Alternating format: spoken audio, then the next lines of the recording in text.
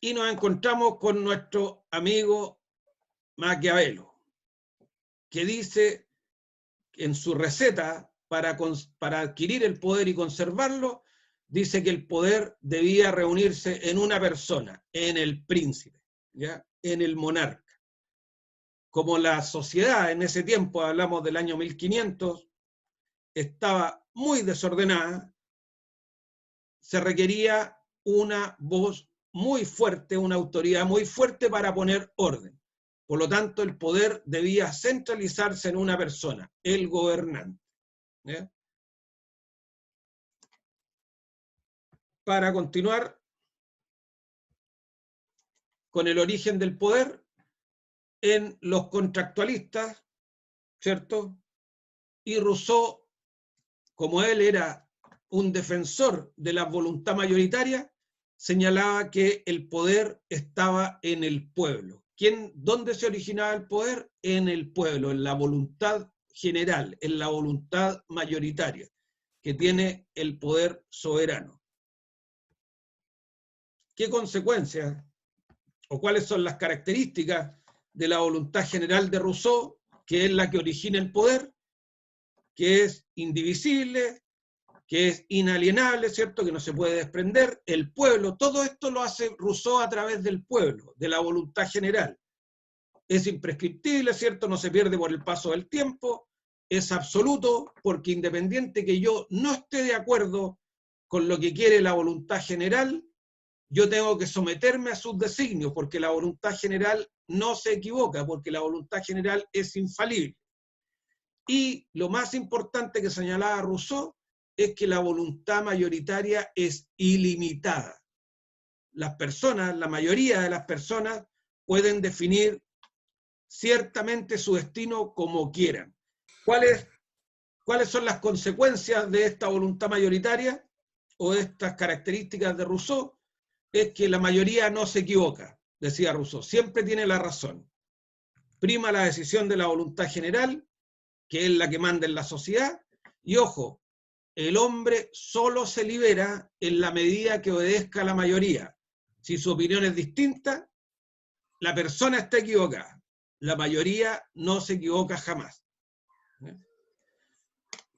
Yo les recuerdo que Rousseau es un gran idealista que cree en la soberanía popular, en que las personas pueden autogobernarse sin necesidad de estamentos, sin necesidad de organización, sino que en este pacto social las personas entregan derechos a la mayoría, ya que es una democracia directa, y porque Rousseau pensaba que el Estado, que cualquier organización, era un método que tenían los ricos de oprimir a los pobres. ¿Ya?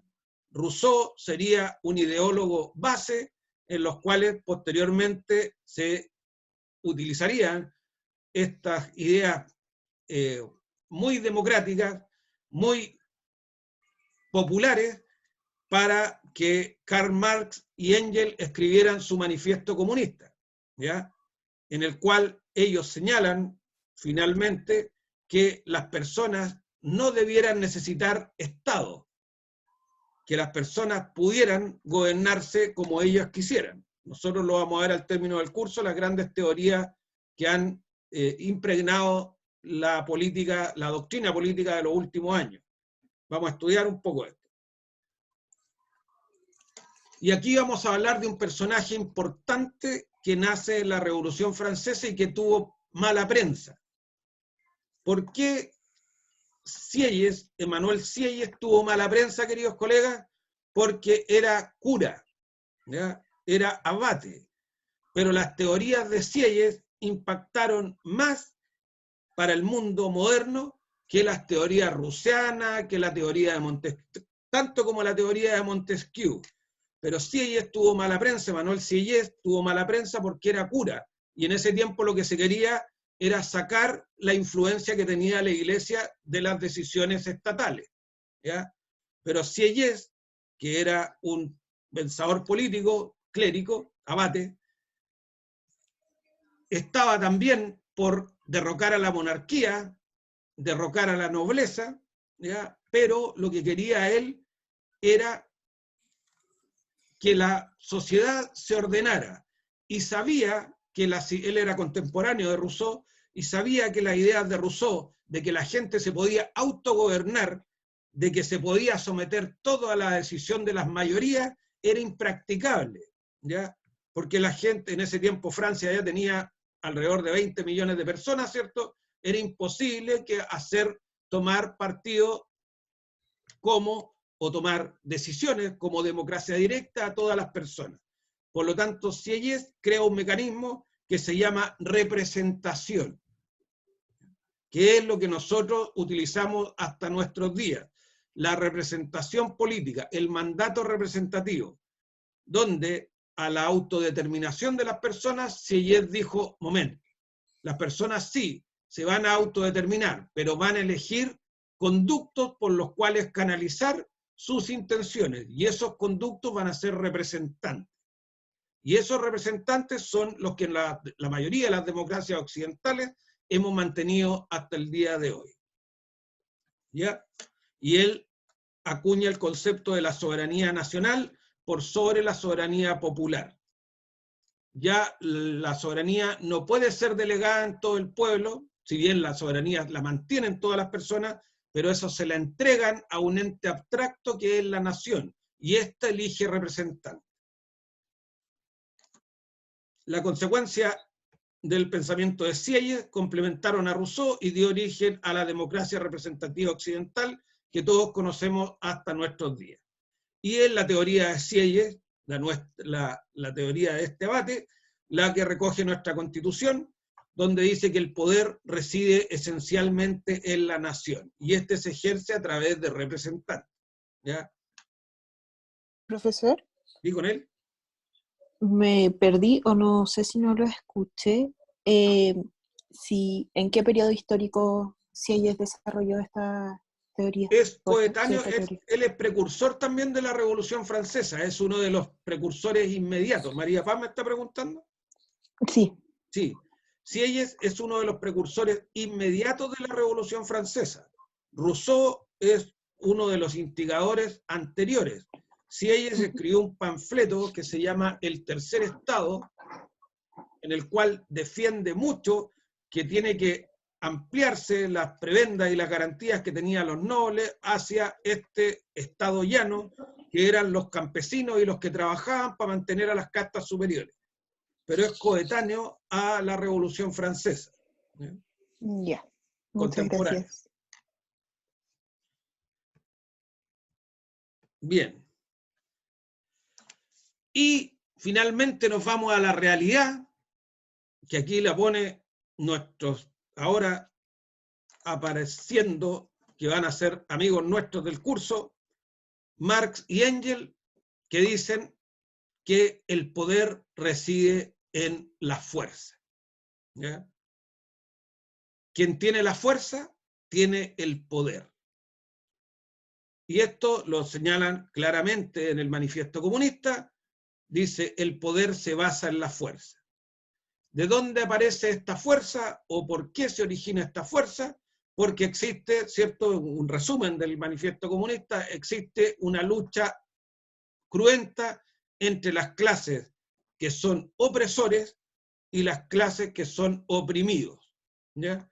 Y esta lucha solamente, o la manera más clara de terminarla, es por la vía violenta. ¿Ya? Por lo tanto, aquella que tenga la mayor fuerza es la que va a tener el poder. ¿Ya? Está legitimada la vía violenta de acceso al poder. Eso es lo que señala Marx y Engels en su Manifiesto Comunista, que es de alguna manera realista. Si la fuerza ha sido la originaria del poder a lo largo de la historia, es un hecho inclaudicable. ¿Ya? Fue lo que pasó en la Revolución Rusa de 1917, ¿cierto? La Revolución China de Mao. Lo importante es que se instaure para ellos, para Marx y Engels, la dictadura del proletariado. También podemos ver ejemplos más domésticos nosotros, como que la fuerza es la originadora del poder en las dictaduras militares de finales del siglo XX, ¿cierto? Que tuvimos aquí en Latinoamérica. Casi todas se basaban en la fuerza, en la capacidad de las armas. Yo les recuerdo que por allá por el año 1900, les hago historia en realidad, porque ustedes a lo mejor ni habían nacido, por allá por los años 1980, todos los gobiernos que habían en Latinoamérica eran militares, eran uniformados, ¿ya? Así que, ¿cómo se llegaba al poder? Por la fuerza. Bien. Profesor, ¿Sí? tengo una inquietud. Cuando usted habla de fuerza, ¿se refiere a una fuerza física o a una fuerza organizada? A una fuerza... ¿Quién me está preguntando? Yo, Ángela. Ángela. Cuando se habla de fuerza es solamente la posibilidad que da el grupo de pasar por encima de otro grupo, ¿ya? La capacidad de un Estado de adquirir otro Estado por la fuerza de las armas, por la fuerza organizada o por la fuerza desorganizada, ¿ya? Si tenemos nosotros, si mañana pudiéramos todo lo que pasó antes del coronavirus, que eran las manifestaciones del estallido social, que se llamó, ¿cierto? Que son las peticiones que hace la sociedad a la clase política, porque a eso es lo que se hace. Si esto pudiéramos nosotros entregarle las armas para pasar por encima de los estamentos armados, lo más probable es que estaríamos conversando en otros términos. Lo más probable es que estaríamos sucumbiendo ante las peticiones de esta fuerza. La fuerza puede ser organizada o desorganizada, pero sí debe ser la suficiente para sobreponerse, para subyugar al opositor. ¿Ya? ¿Ángela? Sí, estamos claros, profesor. Gracias.